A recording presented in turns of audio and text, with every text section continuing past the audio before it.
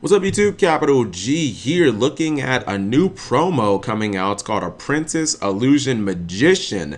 And as soon as I looked at this card, I immediately thought of what you guys are probably thinking of, Dark Magician Girl. Like, you think that this is just a new version of Dark Magician Girl because the level is like Dark Magician Girl and she kind of looks like Dark Magician Girl, and obviously she's dark, the stat line, like everything that you see of this card, you're just like, yeah, this is Dark Magician Girl. I mean, she's, dare I say, black now, I guess. I don't know. It kind of looks like she got herself a little bit of a tan, maybe a little younger or something like that. But as soon as you see this card, you immediately think of Dark Magician Girl. Maybe she's Dark Magician Girl's apprentice. That could be possible. Or maybe she's Dark Magician's apprentice. But anyways, this card is, I guess we could classify this as the new Dark Magician Girl. I guess like spiritual successor. I mean, you got to remember that Dark Magician Girl is a card that's basically 15 years old at this point, and this card is actually pretty damn good. It makes you really never want to run Dark Magician Girl ever. I mean, I guess if maybe you want to summon her little fusion monster or whatever, which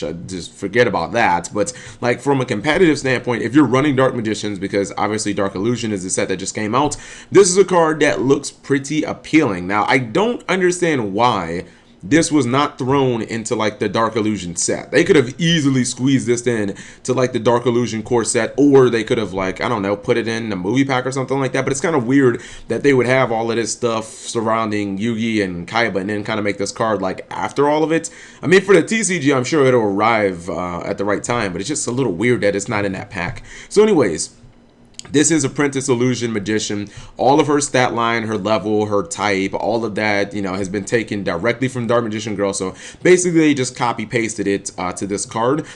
She has 3 effects. They're all pretty damn good. Effect number 1, you can special summon this card from your hand by discarding 1 card. I already like that because back in the day when Dark Magician Girl came out, her artwork was adorable and awesome, and that's the reason it was an expensive card. But no one wanted to fucking tribute summon for her because, well, why tribute summon for a Dark Magician Girl when you have things like Genzo and Air Knight Pearshaft and Vampire Lord that are all like way better level or way better one tribute monsters? So this is much better because you know, how often does the Dark Magician deck really tribute summon? Like, you don't tribute summon pretty much at all. So give me the ability to special summon. Give me the ability to take dead cards like Dark Magicians in my hand and, you know, use that to summon this chick.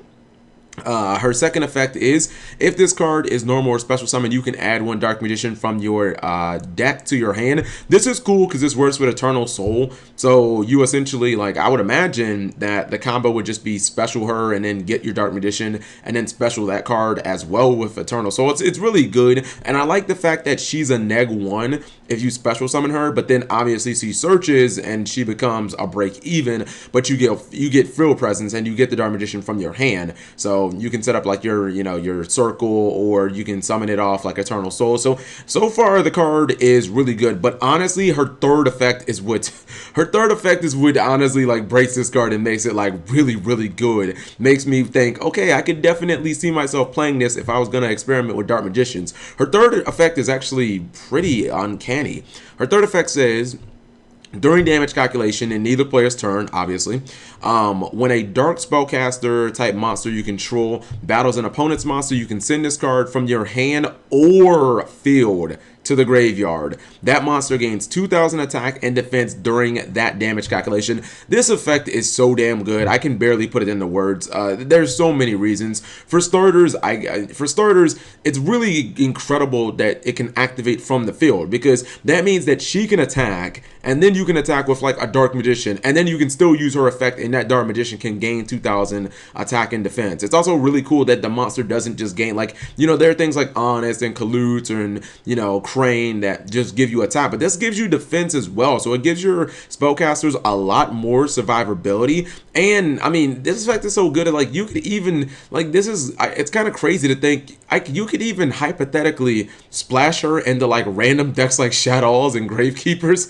just for the effect, because it doesn't have to work with a dark. You could just attack with like a window and just activate this effect. I just really like the fact that it can activate during both players' turns and from the hand or the field. So even if she's stuck in your hand because you don't have any cards to special summon her, like, she's never technically dead. So this card is so much utility, and I'm glad they gave her 3 effects. By the way, I don't know if you noticed, but none of those effects are once per turn. So hypothetically, if you had 3 of these in your hand, you could have a monster gain 6,000 attack in addition to what it already has. You know, it does kind of suck that it's a flat 2,000. You know what I mean? It'd be better if it was maybe the attack of the opponent's monster, because maybe there'll be some really big monsters that even with her 2,000 you can't get over. But this card is so much fucking utility. It's ridiculous. Now again, I'm not a Dark Magician expert, so I can't really tell you guys how many of this you should run in a Dark Magician deck. I know a good card when I see it. Like, you can't have 3 good effects and just be a terrible card.